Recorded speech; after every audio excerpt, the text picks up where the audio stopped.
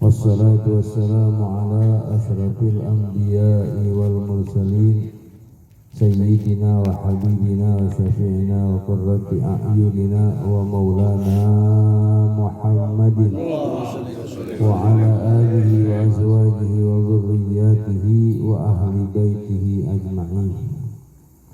اللهم صل على سيدنا محمد وعلى آل سيدنا محمد الفاتح لما أغلق والخاتم لما سبق ناصر الحق بالحق والهادي إلى صراطك المستقيم وعلى آله وأصحابه حق قدره ومقداره العظيم.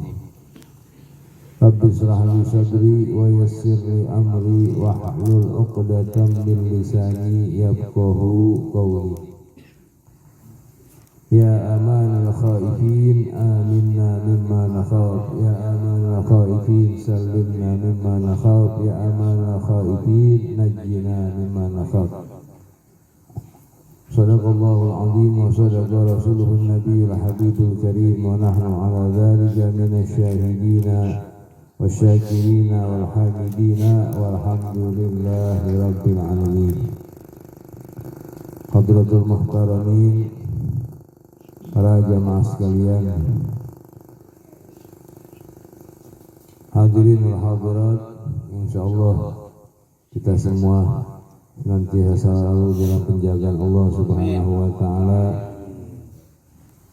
selalu dalam keadaan sehat afiat, baik jasmani maupun rohani, dibarokahkan hidup kita, dibarokahkan keluarga kita, dibarokahkan usaha kita, istiqomahkan kita dalam taat ibadah kepada Allah Subhanahu wa taala, mengikuti jejak langkah daripada junjungan kita baginda Rasulullah sallallahu alaihi wasallam sampai akhir hayat kita. Amin ya rabbal alamin. Hadirin wal hadirat, jamaah sekalian, sedikit saya ingin menyampaikan kesempurnaan orang baca sholawat itu ketika orang itu memperhatikan dua perkara. Yang pertama, niat ketika dia membaca sholawat. Yang kedua, adab ketika dia membaca sholawat. Ketika dua ini betul-betul dilaksanakan, dijalani dengan benar, insya Allah sholawat yang semakin hari semakin sering dia baca itu akan membuahkan asar, membuahkan bekas dalam hati orang yang baca tersebut. Lalu kemudian bagaimana niat orang baca sholawat? Banyak ulama yang menjelaskan niat orang baca sholawat. Yang pertama, niat baca sholawat karena melaksanakan perintah Allah Subhanahu wa taala, yaitu imtisalan li amrika, melaksanakan perintah Allah Subhanahu wa taala. Karena orang baca sholawat itu bukan siapa-siapa yang nyuruh, Allah langsung yang memerintahkan kita untuk membaca sholawat kepada junjungan kita baginda Rasulullah sallallahu alaihi wasallam. Allah bilang, "Shallu alaihi wasallimu taslima." Sebelumnya Allah telah mencontohkan kepada kita sebelum Allah memerintahkan kita membaca sholawat. Inna Allaha wa malaikatahu yusalluna 'alan nabi ya ayyuhalladzina amanu shallu 'alaihi wa sallimu taslima. Jadi niat, saya niat baca sholawat karena melaksanakan perintah Allah. Itu yang pertama. Kemudian yang kedua, kita niat baca sholawat karena memenuhi haknya junjungan kita baginda Rasulullah sallallahu alaihi wasallam. Apa haknya Rasul kepada umat? Haknya Rasul kepada umat di antaranya si umat tersebut harus berusaha cari cara untuk memenuhi hatinya dengan cinta kepada junjungan kita baginda Rasulullah SAW. Nah, salah satu sarana yang membuat orang itu bisa menjadi cinta kepada Rasulullah SAW dengan memperbanyak membaca sholawat kepada Rasulullah SAW. Saya niat baca sholawat karena untuk memenuhi haknya Rasulullah SAW kepada umat, kepada saya. Yang kedua. Kemudian yang ketiga, niat baca sholawat karena membalas budi, membalas jasa atas kebaikan daripada junjungan kita baginda Rasulullah SAW. Saya niat baca sholawat karena ingin membalas budi, membalas jasa. Karena memang kalau kepada orang tua kita saja kita diwajibkan untuk berbakti. Orang tua, padahal mohon maaf, tidak semua orang tua ini bisa menghantarkan anaknya ke surganya Allah Subhanahu wa Ta'ala. Tidak semua keluarga itu bisa berkumpul bersatu di akhirat bersama keluarganya. Ayat Al-Quran jelas bahwa hari kiamat nanti, yauma yafirul mar'u min akhihi, hari kiamat di mana hari yang orang-orang ini pada mencar ketemu, pada lari ketemu. Anak sama orang tuanya lari, istri sama suaminya lari, sahabat dengan sahabatnya lari, tetangga dengan tetangganya lari, semuanya lari nanti ketemu di akhirat. Kagak ada yang kangen-kangenan, gak ada. Gak ketemu lama, kayak ratusan tahun misalnya, puluhan tahun, ratusan tahun, pas ketemu peluk-pelukan, kagak ada itu. Ketemu anak sama bapak lari. Kenapa bisa lari? Karena pada saat itu semua dikasih perasaan oleh Allah Subhanahu wa Ta'ala, merasa bersalah. Dan sebentar lagi akan diproses sama Allah Subhanahu wa Ta'ala. Tidak ada satu detik pun yang kelewat, semuanya mendapatkan balasan dari Allah Subhanahu wa Ta'ala. Si orang tua ketika ketemu sama anak, ingat ada tanggung jawab yang belum selesai, takutnya macam-macam. Ingat tuh, ya Allah, bagaimana mempertanggungjawabkan ini di hadapan Allah Subhanahu wa Ta'ala. Si anak juga sama, masih hidupnya nggak bakti sama orang tuanya, kurang bakti sama orang tuanya. Banyak perkataan perintah orang tua yang diabaikan, jarang doain orang tuanya, sering bikin pusing orang tuanya, dan lain sebagainya. Ingat ketika ketemu di akhirat, makanya lari. Orang tua lari, anak lari.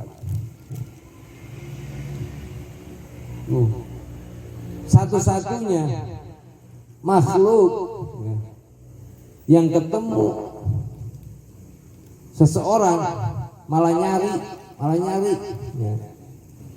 orang, malah ngumpulin orang, teriak di padang mahsyar, analaha, analaha, analaha, ngasih tahu kepada umat agar segera menghadap, agar segera bersatu, agar segera kumpul di bawah benderanya Rasulullah SAW, di bawah benderanya Liwaul Hamd. Ini Rasulullah SAW yang panggil. Satu-satunya makhluk yang paling berjasa ya, buat umat ini cuma Rasulullah SAW. Kita baca sholawat karena itu. Cuman itu yang baru kita bisa untuk membalas jasanya Rasulullah SAW.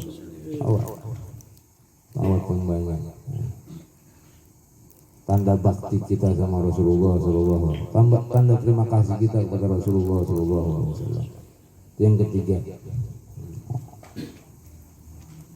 Kemudian yang keempat,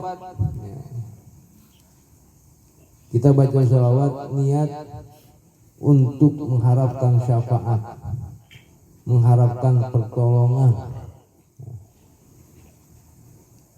daripada junjungan kita baginda Rasulullah Sallallahu Alaihi Wasallam. Karena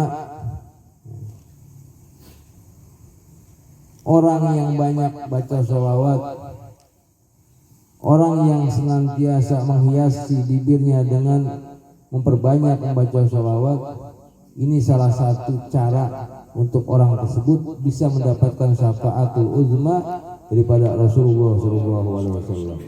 Dan satu-satunya makhluk, Nabi, Rasul yang diperkenankan oleh Allah Subhanahu Wa Taala untuk memberikan syafaat yang besar kepada umatnya, ini cuma satu, yaitu junjungan kita baginda Rasulullah Sallallahu Alaihi Wasallam.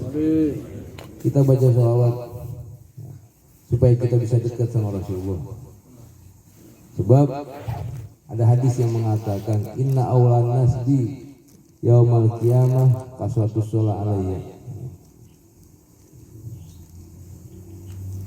Sesungguhnya orang yang paling dekat posisinya dengan aku nanti di hari kiamat ialah orang yang senantiasa memperbanyak aksaruhum alayya sholah, orang yang memperbanyak membaca sholawat kepada Rasulullah SAW. Kedekatan seseorang dengan Rasulullah tergantung sedikit atau banyaknya orang itu membaca sholawat ketika dia di dunia. Nah, kita niat baca sholawat karena kepengen berharap pertolongan daripada junjungan kita baginda Rasulullah SAW. Kalau khulafaur rasyidin dari mulai Sayyidina Abu Bakar, Sayyidina Umar, Sayyidina Utsman, Sayyidina Ali karramallahu wajhah, yang mereka udah jelas ketahuan bagaimana pengorbanan mereka kepada Rasulullah SAW, hartanya, waktunya, tenaganya, air matanya, bahkan nyawanya dikorbankan untuk Rasulullah SAW. Ketika mereka ditanya, apa yang kau andalkan nanti pada saat engkau berhadapan dengan malaikat munkar dan nakir, pada saat engkau di akhirat, mereka semua menjawab, engkau ya Rasulullah. Sekelas khulafaur rasyidin yang ibadahnya masya Allah, ilmunya masya Allah, pengorbanannya masya Allah, mengandalkan Rasulullah SAW. Lalu bagaimana dengan kita yang udah ketahuan ibadah kalau misalkan dirapot nilai 3, wa tashilan umurad dunya wal akhir, baru yang terakhir untuk menyampaikan hajat-hajat kita. Apa kita punya hajat dunia dan lain sebagainya, baru tuh di terakhir itu ya. Dibuntut di ujung, jangan di depan. Saya niat bersolat bulan apa-apa, saya niat bersolat karena pengen urusan saya beres. Saya niat bersolat karena pengen biar mertua saya, calon mertua saya hatinya lemah, biar saya diterima. Saya niat bersolat karena pengen supaya lamaran saya masuk nih ke PT anak, PT mie, PT sabun. Cuma belakangan naruhnya, jangan di depan, di belakang. Urusan recehan gitu mah. Depan yang pertama mengharapkan, ya karena melaksanakan perintah Allah. Yang kedua karena apa? Yang kedua karena apa?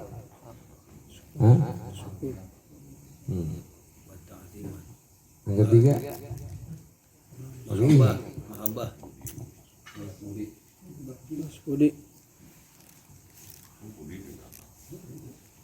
Ingetin itu.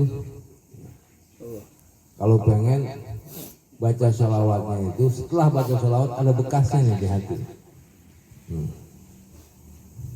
Cepat nyambernya kalau dengar nama Rasulullah. ada bekas kerinduan nanti, ada tapak kerinduan di hati kita. Kalau kita baca sholawat dengan niat seperti itu, niat rapi kayak begitu. Dan insya Allah hajat-hajat kita akan lebih cepat dikabulin sama Allah Subhanahu wa Ta'ala. Karena kita awal dengan, karena tidak ada pekerjaan apapun yang tanpa diawali dengan niat. Rasul udah bilang innamal a'malu wa innamal likulli imri'in ma nawa.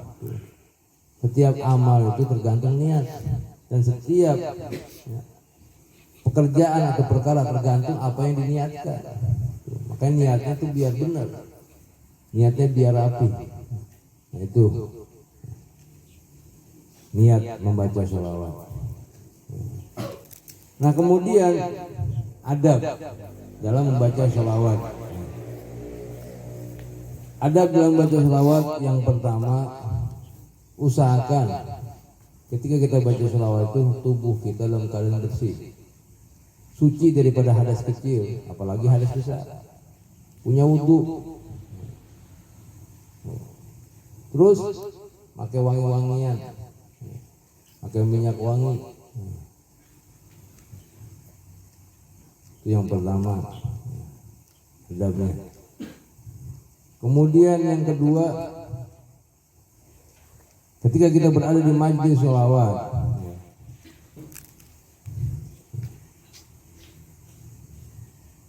jangan pernah kita ini ketika qasidah berlangsung, sholawat berlangsung, maulid berlangsung, jangan sampai itu ada hal-hal yang kira-kira mengganggu, memotong bacaan-bacaan tersebut. Contoh seperti ngobrol.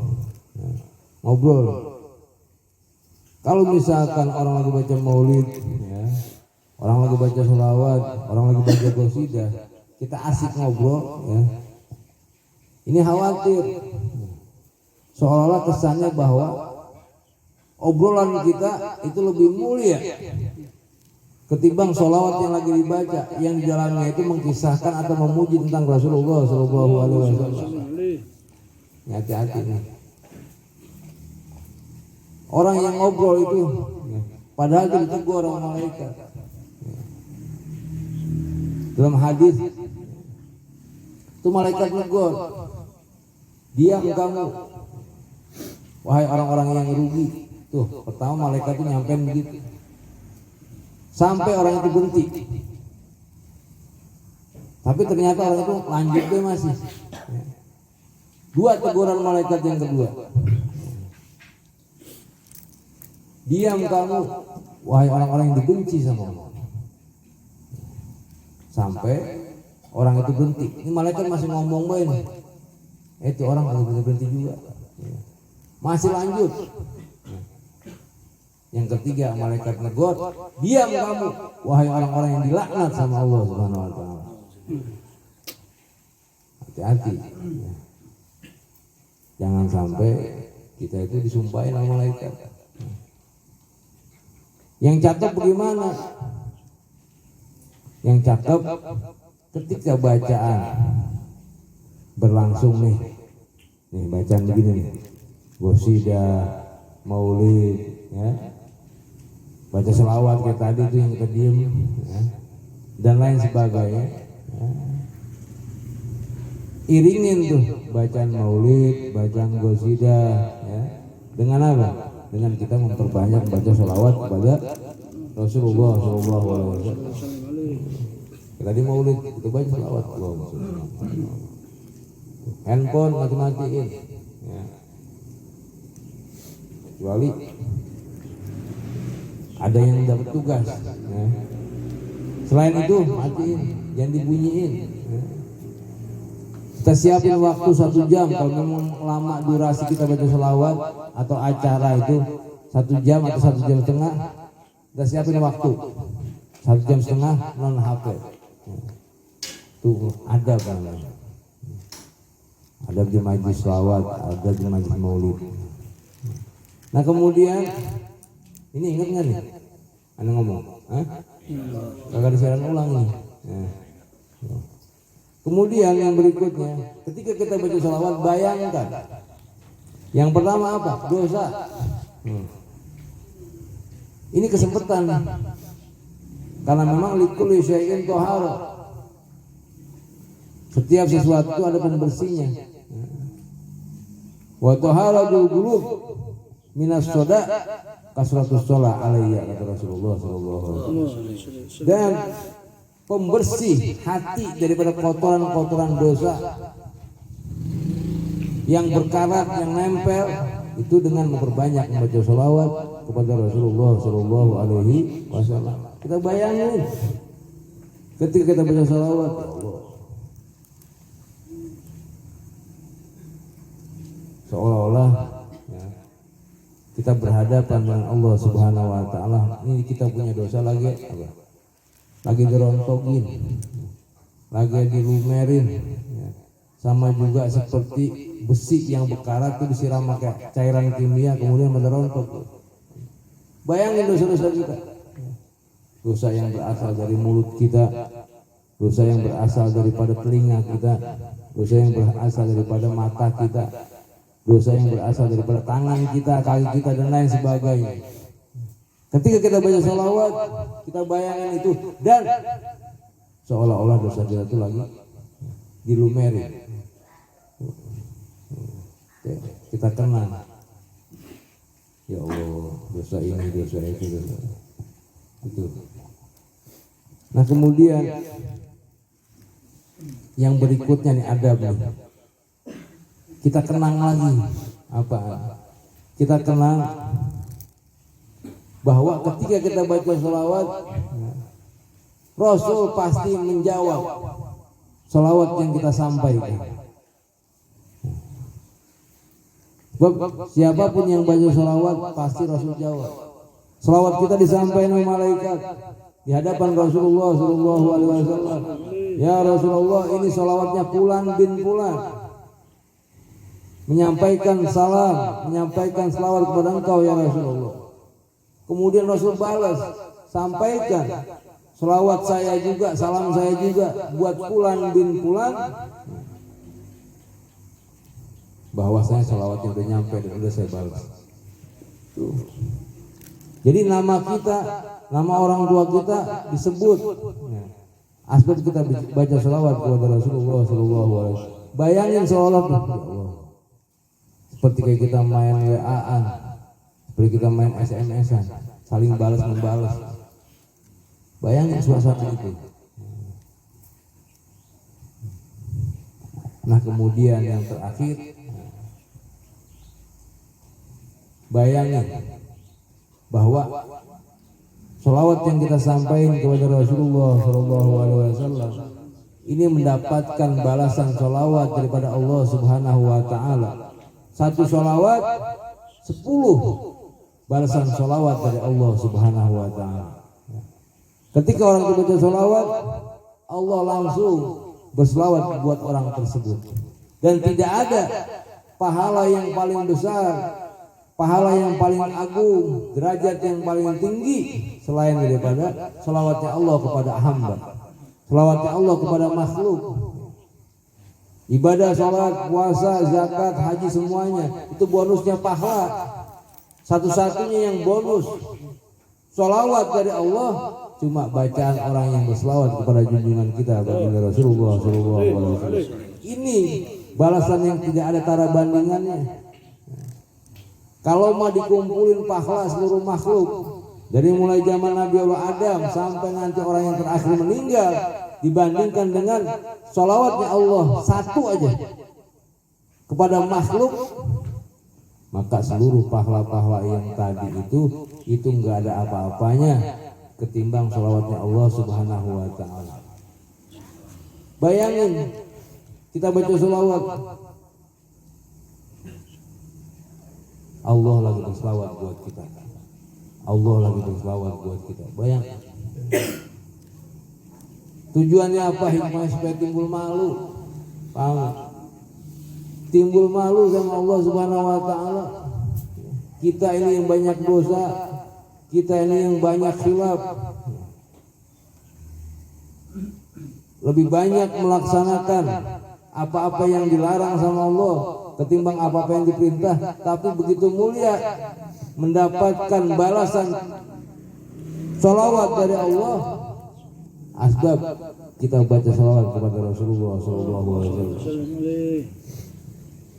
Betapa mulianya junjungan kita bagi Rasulullah, betapa berharganya salawat yang kita sampaikan buat Rasulullah SAW. Betapa beruntungnya kita sebagai umatnya Rasulullah SAW, karena Allah nggak lihat apa yang kita lakuin, namun ketika kita baca salawat buat Rasulullah SAW langsung mendapatkan balasan salawat dari Allah Subhanahu wa Ta'ala. Ini maksudnya. Kalau misalkan setiap kali kita baca salawat dengan cara seperti itu, insya Allah salawat ini bisa merubah kehidupan kita, bisa merubah akhlak kita, bisa merubah perilaku kita, bisa merubah kebiasaan-kebiasaan kita yang kurang bagus. Tambah rajin ibadah, datang rasa cinta kita kepada Rasulullah SAW, yang pada akhirnya kehidupan kita selalu merasa, kita ini merasa diawasi oleh Allah Subhanahu wa Ta'ala. Ada hubungan yang dekat tuh sama dua nama itu, Allah dan Rasulnya. Itu inti daripada kehidupan. Asbab sholawat, kita jadi orang yang istiqomah, taat sama Allah Subhanahu wa Ta'ala, dan ngikutin jejak sama Rasulullah SAW. Jangan sampai begini, kita kenal sholawat bertahun-tahun, kita baca sholawat sering, hampir tiap hari, tapi perilaku kita nggak berubah, kehidupan kita nggak berubah, hati kita kosong dari nama Rasulullah, apalagi nama Allah. Ini selawat-selawatnya enteng, laksana sayap lalang. Karena apa? Niatnya nggak dibenerin, adabnya nggak dipakai.